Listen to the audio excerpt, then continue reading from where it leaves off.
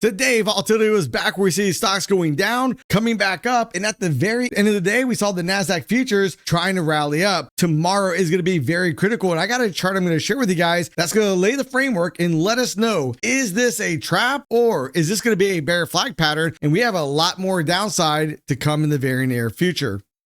Now, when we come over and look at the fear and greed index, we see it ticked lower today. We are now sitting at 47 on the lower end of the neutral scale. Then as we come over and look at the indices across the board, the Dow was down 219 points. The NASDAQ was up 43 points. S&P 500 down 16. Russell 2000 down 1.1 points.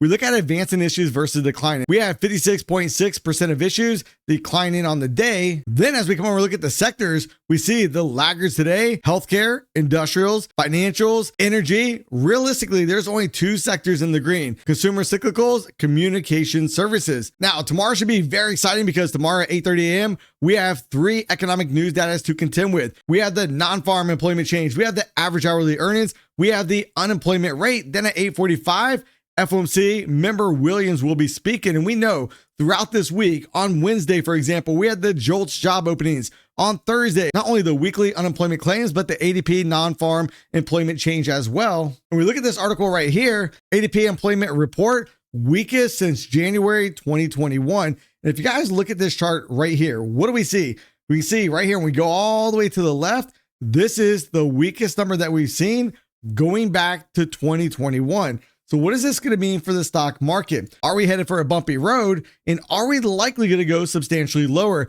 If we come over and look at the ADP report, we can see manufacturing lost 8,000 jobs. We look at informations, lost 4,000 jobs. Professional business services lost 16,000 jobs. When we look at some of the stocks that are really holding the key, for instance, NVIDIA was up $1 today, but notice we're really having a hard time pushing up and out. If indeed yesterday's candle, the inverted hammer, in the context of a downtrend, is going to be part of a reversal pattern, then we need to get up and out of this area in a heartbeat. We look at Microsoft today. Microsoft in pre-market was down 3 points.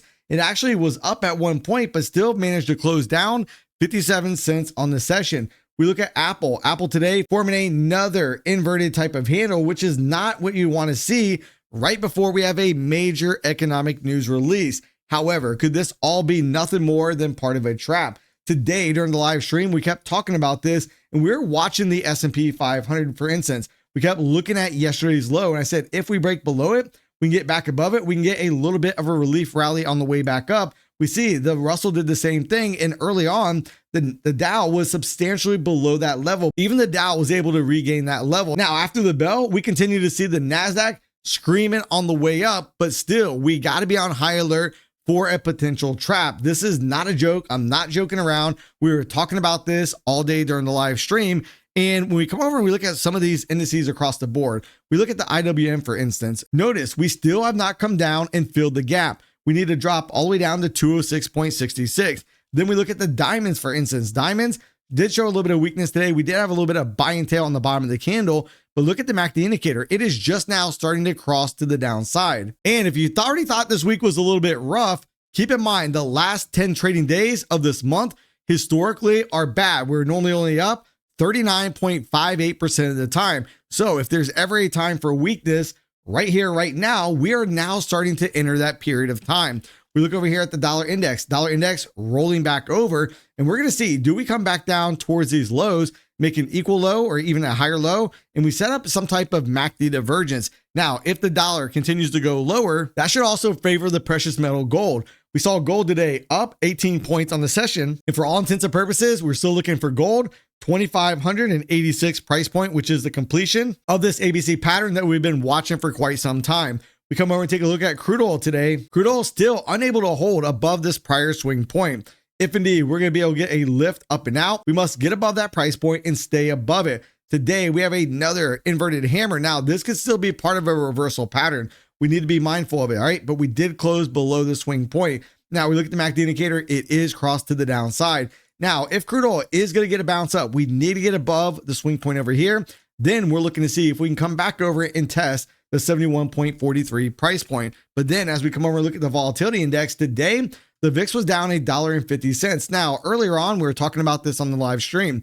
the VIX was able to come all the way back up and get in the green. And I kept telling people, as the market was crashing lower, the fact that the VIX was still red on the day was essentially letting us know there's not really a lot of fear in this market, and we were likely going to get a bounce. We did get a bounce. However, we undid that bounce later on in the afternoon as well. Now, when we look at the VIX, are we setting the stage for another volatility spike? Are we to have another run like we saw earlier in August, or are we to see the VIX coming back down towards 52-week lows? Now, as we come over and look at the QQQs real quick, another day we're closing roughly either at or just below this trend line, and that's part of what could have been a bull flag pattern. Now, I'm not so sure about that pattern at this moment. And we look at the MACD indicator, it is now crossed to the downside. Now, when we also look, let's not forget, we have another gap down here at about 451.43 that needs to come back and get filled. If we grab our Fibonacci retracement tool and we measure from swing low up here towards the swing high, notice the 50% level is not even down here towards filling the gap. And more likely than not, we'll probably come all the way down to 446.83 and go ahead, complete filling the gap. And then at that point, we'll see if we turn and produce a higher low. If we don't, watch out. We're probably going to go substantially lower, because right now we have a high, we have a lower high, we have a low. And the question mark is, are we about to have another lower low? AKA start a downtrend in the market. I want to make everybody aware, Apex having a massive 80% sale off all their valuation accounts, pass in as little as 1 day, and $35 reset fees. However, the biggest one is $85 lifetime activation fee across any of the evaluation account sizes. If you want to take advantage of this offer, use the link in the description box down below and use promo code Mike at checkout. We look out here on the 1 hour chart and see the MACD indicator basically flattening out down here, which could be positive for a potential bounce in the markets tomorrow. Then we come over and look at the 30-minute chart. This is a warning sign. I want you guys to pay close attention. Do not take this lightly. I'm going to show you guys a chart that you still need to be fearful of for tomorrow, right? This is going to be a chart that we want to continue to focus on. But first, with the MACD indicator, we see it's crossed to the upside. However, look at price. Has price been able to push up and out? The simple answer is no. We can go ahead and take off this minus development area we've been watching. We've hit it multiple days now. So now that level has already been built out. We still have an area much higher up here, about 468.18 to about 468.51. However, if we continue to consolidate down around these levels, the MACD indicator gets near the zero line and we're not pushing up and out, watch out. That could be nothing more than a recharge point for another leg lower. And we talk about another leg lower, we want to come over and look at the weekly profiles along with the composite profile over here. One of the areas I'm watching is where these two pointed controls are, one from the composite profile, the other one from this weekly untested pointed control. Now, this could be part of a bear flag pattern, and one of the target locations we could use would be something like this. We go ahead and grab our fib extension tool, we measure it out like that. That gives us a price projection at about 18,282. Now, before we can get too excited, we need to see, do we hold above these recent lows? If the answer is no, that's a whole different story. And do we maybe just spike, set a trap, and then run the markets right back up? All right. We want to be on high alert for a situation like that to occur tomorrow.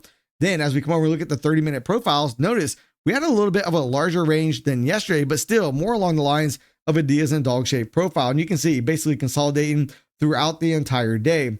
We look at value area high, that'll come in at 19,005.50. The point of control comes in at 18,937.50.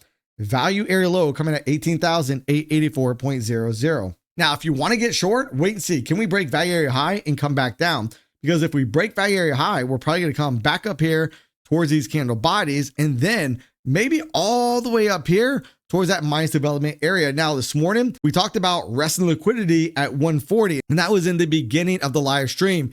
As a friendly reminder, I stream live each day the market is open, and the first roughly 30 minutes of the session is all dealing with market analysis and the key levels that we're going to focus on throughout the day. Now, when we come over and look at this article right here, the Japanese yen still poses a very big risk to global markets. Here's why, but let's go look at that chart real quick, right? If we look at USD JPY, and this is why I want to bring this up. If you guys remember in the beginning of August, we saw the yen crashing lower and our markets were on the verge of locked limiting that morning. Then what have we done? We've bounced up and now we're hovering right in this area. If this zone does not hold, watch out. We could start to see more panic start to set in our market. And that kind of makes a little bit of sense Because when we look at the fear and greed index, you guys rewind time and think back to last year. Every time we came back over into fear or even extreme fear, we were quickly right back over into greed / extreme greed. However, every time we get over into greed, boom, we smack right back the other way. That's letting us know there is underlying fear in the market, regardless what the mainstream media wants us to believe.